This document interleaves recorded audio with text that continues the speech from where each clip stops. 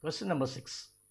The time taken for an object to fall from rest u equal to 0 through a certain distance on Mars is Tm. For Mars it is Tm.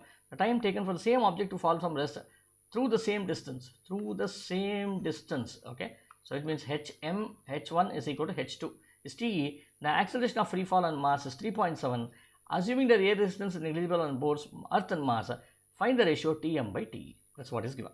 Now this is nothing but a question on free fall. You already know the time taken by an object to fall freely under the gravity is given by T is equal to square root of 2h by g, right? So we do it for the Earth and as well as for Mars.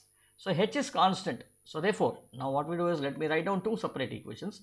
T Mars is equal to square root of 2h by g Mars, and T Earth is equal to square root of 2h divided by g Earth. Now what is in asking? What is Tm by Te, right? So now let us do Tm by Te.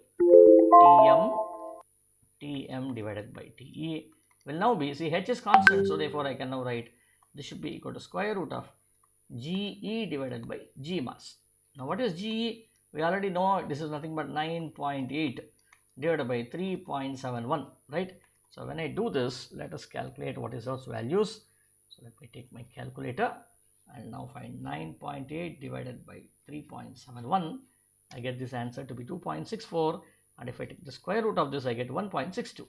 So this should be 1.62, answer is 1.63. Okay.